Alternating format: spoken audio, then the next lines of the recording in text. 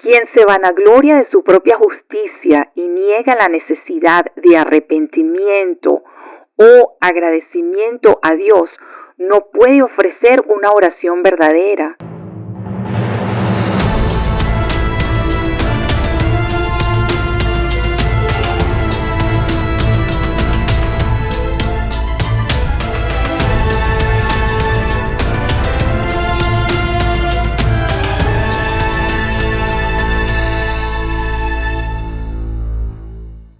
Saludos mis queridos hermanos y amigos, apasionados de las Santas Escrituras. Soy Abby Lehner y les doy una cordial bienvenida al Laboratorio de Teología. En este video seguiremos con nuestra serie La oración del cristiano. Hoy aprenderemos cómo es la oración del hipócrita y cuál debería de ser la postura adecuada que los cristianos debemos adoptar ante Dios cuando elevamos nuestras oraciones hacia Él. Entonces ya saben, si están ustedes listos para cuestionar, aprender y desafiar las percepciones, vamos a darle comienzo.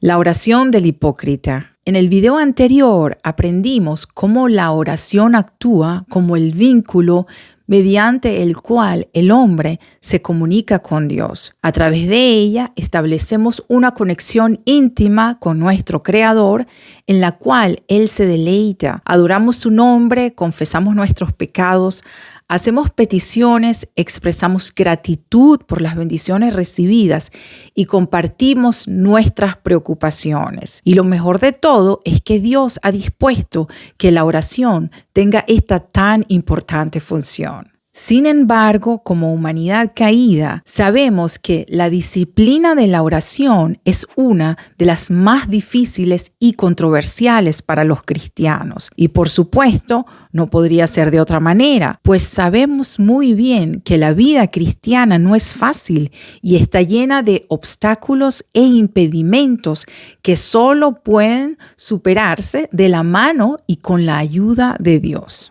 El Dr. Sproul explicó en uno de sus talleres sobre la oración que la dificultad de esta no radica en nuestra pereza para practicarla ni en la falta de tiempo, sino en que simplemente no sabemos cómo orar y por consiguiente, agrego yo, no sabemos cómo hacer uso de ella. Como cristianos también debemos nutrir constantemente nuestro conocimiento sobre los temas acerca de la oración. No debemos dejar que el orgullo nos conduzca a la necedad de creer que hemos alcanzado un conocimiento pleno sobre aspectos cruciales, así como con otros temas vitales para nosotros. Me aventuro a afirmar que revisitar los fundamentos del cristianismo una y otra vez es lo que nos permite obtener una comprensión más profunda de ellos. Este entendimiento es precisamente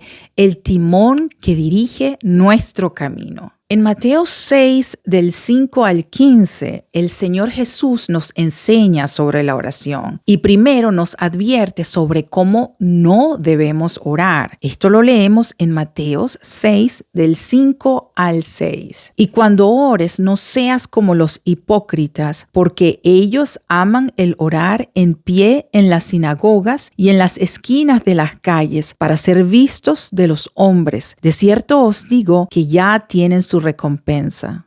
En este pasaje Jesús describe a los hombres que oran destacando la distinción entre la hipocresía y la autenticidad en su práctica. Se enfoca en el motivo detrás de sus oraciones y la recompensa que buscan. Aunque inicialmente parece que los hipócritas tienen una devoción sincera por la oración, en realidad su motivación radica en el deseo de recibir elogios y reconocimiento público, en lugar de buscar una conexión genuina con Dios. Su aparente piedad oculta un corazón orgulloso y la recompensa por la que ellos trabajan se trata de recibir dicho reconocimiento. Por esto, el Señor Jesús recalca que ya tienen su recompensa. En otro relato, el Señor Jesús nos presenta una advertencia similar, conocida como la parábola del fariseo y el recaudador de impuestos. Esto lo leemos en Lucas 18,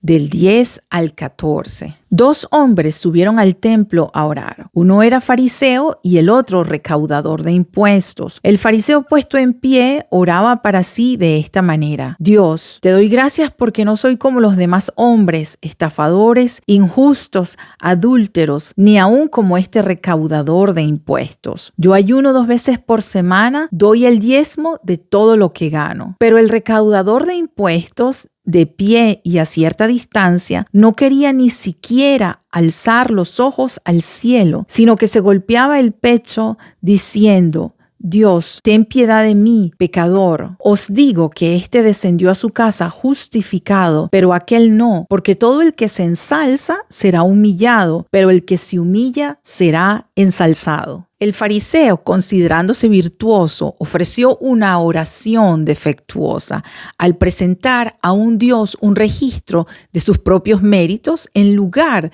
de una verdadera súplica desde el corazón. Esta situación guarda similitud con la historia del joven rico que, confiado en sus obras, se acercó a Jesús buscando mérito por su obediencia a los mandamientos. Sin embargo, cuando Jesús le desafió a renunciar a todo y seguirlo, mostrando su necesidad de Dios por encima de sus posesiones, que eran las que le otorgaban esta autosuficiencia y el reconocimiento del pueblo que este joven tanto amaba, entonces se retiró entristecido. Así como el fariseo, quien debido a su orgullo y su oración superficial, salió del templo más distante de Dios. Quien se vanagloria de su propia justicia y niega la necesidad de arrepentimiento o agradecimiento a Dios, no puede ofrecer una oración verdadera. El fariseísmo representa aún hoy día un obstáculo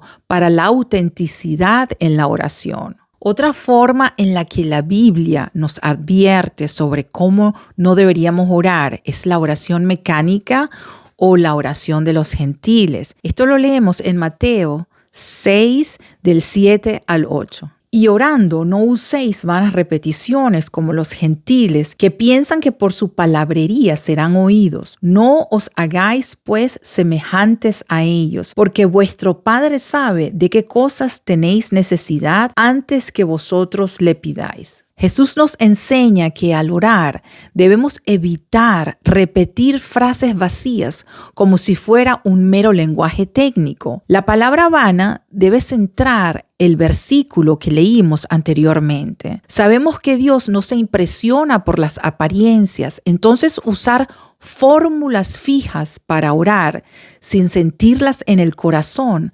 hacen que permanezcamos lejos de Él y a la vez es un insulto contra Dios. Mientras la mente divaga en la oración, tendemos a menudo a usar frases sin sentido como muletillas o relleno mientras construimos una frase o hasta que se nos ocurra algo que suene mejor y de esta manera caemos en la jerga religiosa. También cuando queremos orar lo más rápido posible, usamos estas frases mecánicas para convencernos a nosotros mismos y a Dios de que estamos cumpliendo con el protocolo del discurso, o sea, cómo debemos dirigirnos a Dios. Pero, ¿qué clase de Dios es este que se impresiona principalmente por la mecánica y las estadísticas de la oración y cuya respuesta depende del número de palabras que usamos y del tiempo que dedicamos a orar?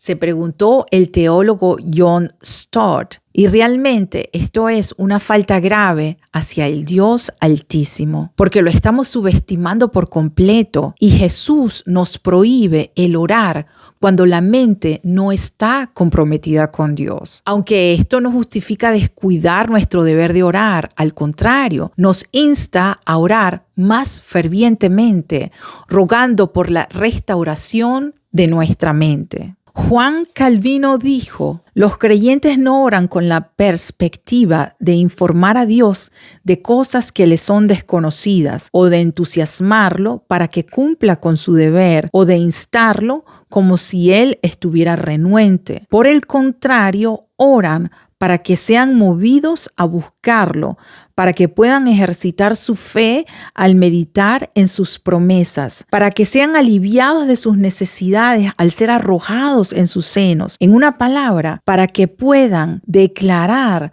lo que solo de Él esperan y creen, para sí mismos y para los demás, todas las cosas buenas. Queridos hermanos, queridos amigos, es fundamental que nos examinemos siempre antes de orar y sigamos el ejemplo que nos dejó el Señor Jesús, evitando cualquier forma de autojusticia como la que mostraban los fariseos, basada en los méritos propios. Debemos pedir a Dios que abra nuestros corazones y ponga al descubierto nuestros pecados para que podamos confesarlos en oración y recibir el perdón que Él desea otorgarnos. No debemos caer en el error de pensar que por ser cristianos somos automáticamente merecedores del perdón, como pensaron nuestros antepasados. También debemos ser más atentos al orarle al majestuoso Dios. Si comenzamos a usar frases repetitivas que no provienen realmente de nuestro corazón abierto, nos alejamos más de Él. Este es un ejercicio constante y puede resultar difícil al principio, pero si perseveramos en la oración, según se nos enseña, nuestra vida devocional se transformará inevitablemente. En nuestro próximo video seguiremos explorando y profundizando más acerca de la oración del cristiano. Gracias por haber visto este video. Si le ha sido de bendición, por favor, compártalo y dele a me gusta. Además, me encantaría leer sus opiniones y preguntas en los comentarios. Quiero recordarle que se suscriba a mi canal y active la campanita. Que Dios le bendiga con sabiduría y conocimiento de su divina persona. Su servidora, Abby Lener.